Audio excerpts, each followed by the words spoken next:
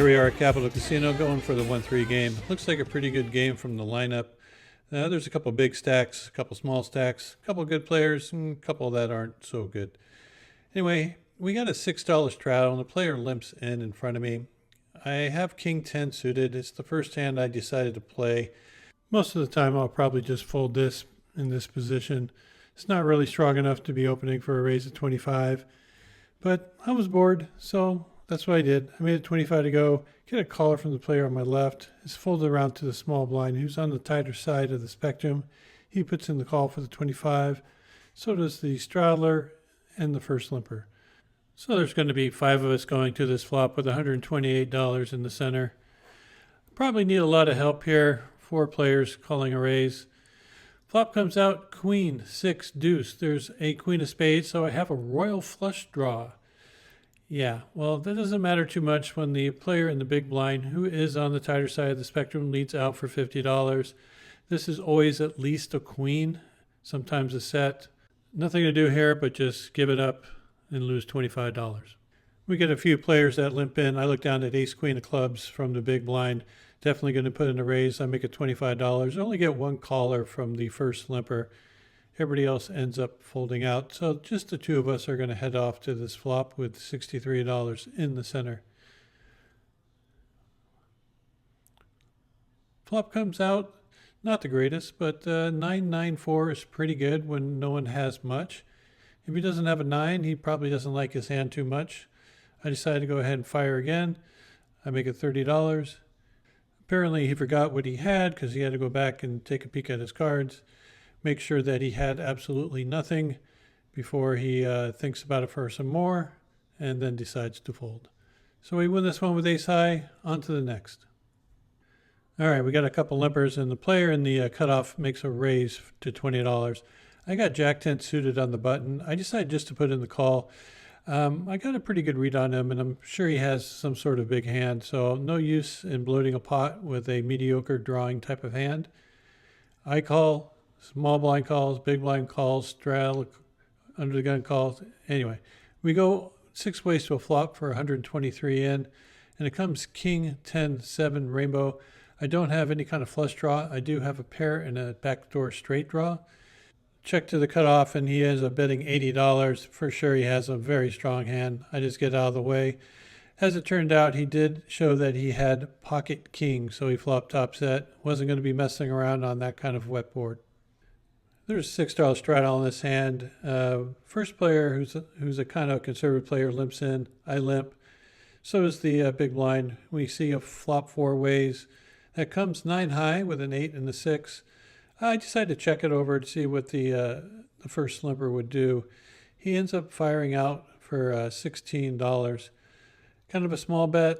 I got top pair in the gutter. I'm not in love with my hand, but it's hard to throw away top pair this early. He could be on some sort of flush draw. Turn card comes is a queen of spades. It does complete the jack 10 for the straight. I check it again. It gets checked around to the original limper, and he ends up checking it back. River card comes as a blank deuce of clubs. I don't think I'm good here a lot, but I decided to do a little blocker bet for 25. Just trying to slow down someone who might have a bit better 9 than me and get paid off by someone with like an 8 and a diamond draw. Anyway, I do get called by the player at the end of the table. I tell him I have a 9, and he flips over ace 9, and I told him that's the real 9. It's forwarded to me in middle position. I look down at 2 kings. Definitely going to be putting in a raise. Make it 15. It's folded to the player in the cutoff. He has a pretty good size stack. He decides to put in the call. And so does the player on the button and one of the blinds. So we're going to go 4 ways to this flop with $63 in the center. Flop comes out a little bit above average. King 8-4 rainbow. So one thing I'm really worried about is some sort of gut shot straight draw. I lead again for $20. Player in the cutoff puts in a quick call. The other 2 players decide to get out of the way, and it's just going to be the 2 of us. With 103 in the middle, the dealer puts up a 7 of spades. 5-6 does get there. There is some concern he might have that. I decided to bet $50 into the $103 pot. He makes a very quick call. So I think he has something, not quite sure exactly how strong he is. But if he has something, I'm going to go for a larger size bet. I decided to bet 110. I probably could have got a little bit more from the read I had that he was in a call down mode. He says call rather quickly. I show him the set of kings. He turned two pair with 8-7. So good play by him by not raising. I get a free peek at a flop 7 ways with king 8 of clubs. Flop comes out king high with 2 hearts and 1 club. I decided to check it. If there's any kind of strong betting, I'll just dump this hand. The only person that decided to bet was the player on the button, and he has a very short stack. He could be doing this with a lot of hands. King 8 is probably ahead of his range. And with a stack size of only 90 bucks, I decided to go ahead and put in a raise, isolate him. And if he has me beat, he has me beat. I have some runner outs, but I think I'm probably good. Everyone else folds out. It comes back around to him. He thinks for a moment, and then he decides just to let it go. And we pick up a little one. There's a $6 straddle. 2 players limp in front of me. I got ace queen suited in the cutoff. Definitely going to be putting in a raise. I make it $35. It's folded back around to the initial straddler who puts in a raise. He makes it $106, so $100 more than his initial straddle.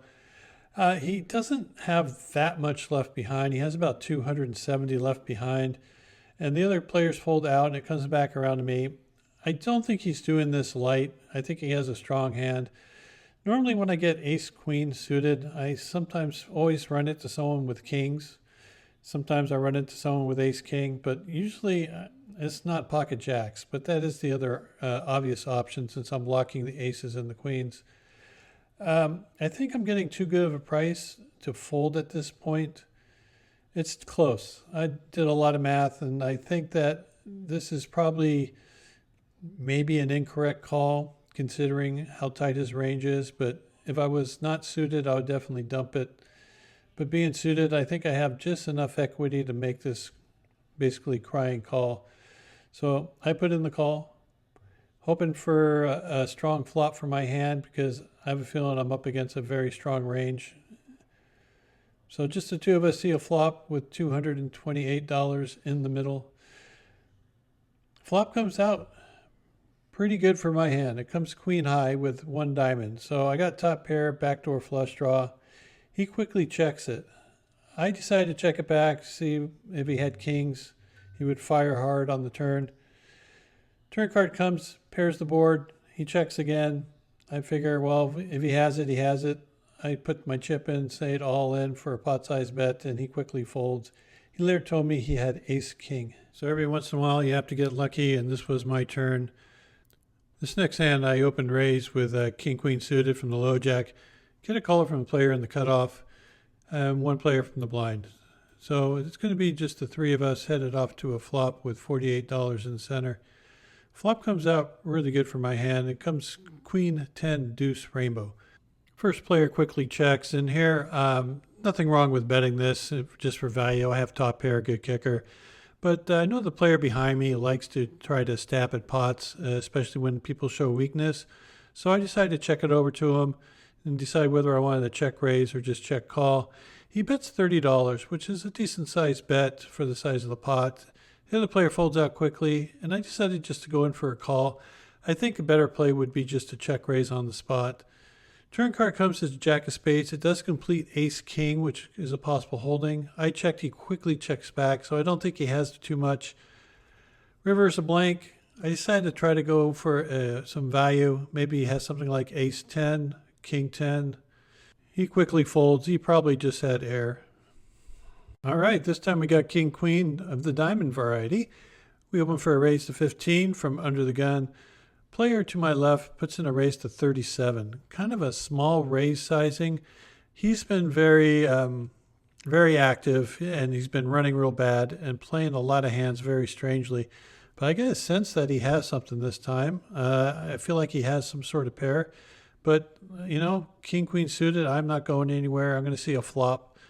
So I put in the call. The 2 of us see a flop with 78 in. That comes out 9 high with 2 diamonds. So a pretty good flop. I got 2 overcards and a flush draw. I checked to him, see what he was going to do. And he jams all in for $125.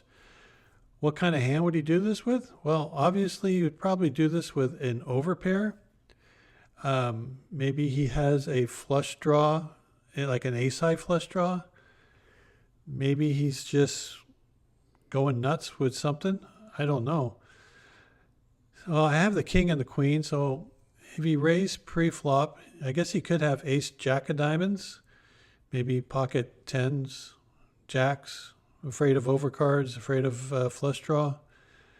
Anyway, I don't think I can fold. I think I'm getting a decent price with 2 overcards and a flush draw. My flush draw might not be good, but that gives me 2 overcards. After doing all the math, the chance of him just having an overpair and him having a flush draw bigger than mine, I decided it's worth putting in the call. So I do. Run out comes with a deuce, no help, and an ace on the river. I don't like my hand too much, but then he shows jack 8 of diamonds? Wow, that's a surprise. I win this one with king high. Wow, I'm stunned. The very next hand I pick up 8-7 suited, and the small blind puts in the raise. They're a very conservative player. Probably have a pretty strong range for raising from the small blind. But I decided to put in the call, and so does a couple other players. So we get to see a flop that comes 8 high with a 6 of diamonds. Pretty good flop for my hand. Top pair, straight draws, flush draws, all the backdoor type. They bid out for $20. I think they have something, so I'm just going to put in the call. I got one player fold, and I got one player calling behind me. Turn card comes is a jack of spades.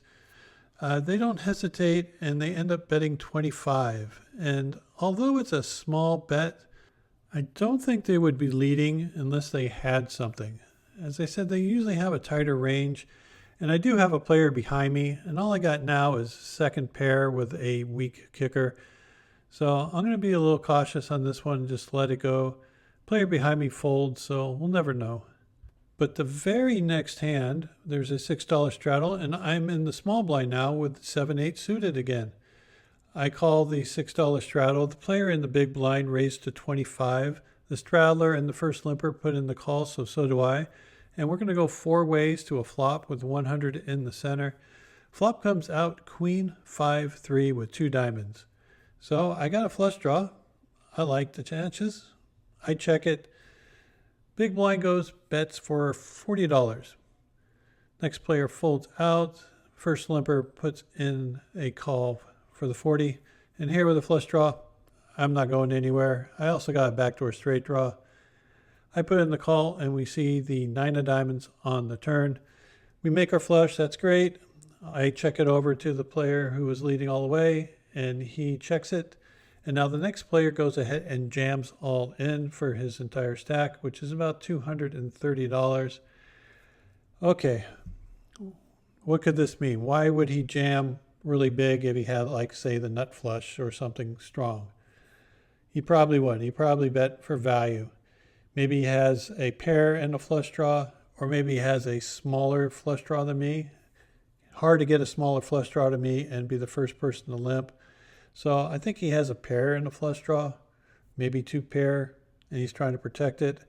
I put in the call. The next player folds, and we're going to go see a river card, just hoping for a blank, and it comes a 2 of clubs. He says he missed. He shows the ace-high flush blocker. I tell him I have the flush, and we take this one down. This turned out to be the last interesting hand of the day, but I do have a couple bonus hands coming up that you might enjoy. So this was 2 days later. Very first hand I play, when I sat down, I pick up 2 aces in the big blind. I had one limper. I raised to 15. They put in the call. Flop comes out king jack 4 with 2 hearts. Pretty good flop for aces. I'm going to go ahead and fire for 15. They put in the quick call.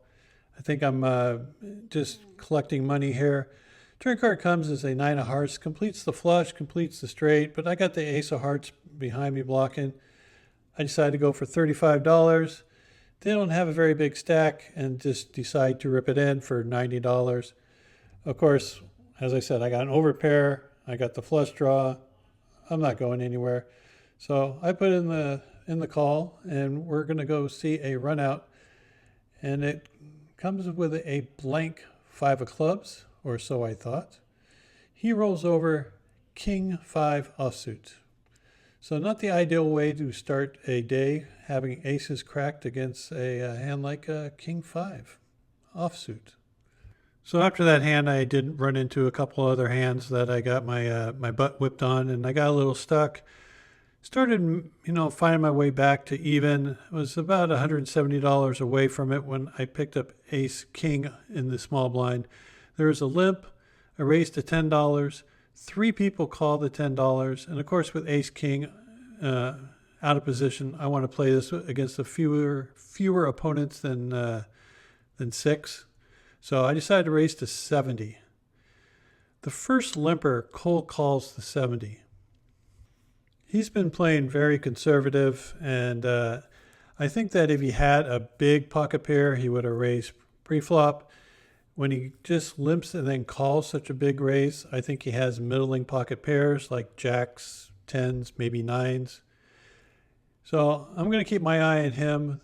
The initial raiser to $10, he's been very loose today. He puts in the call.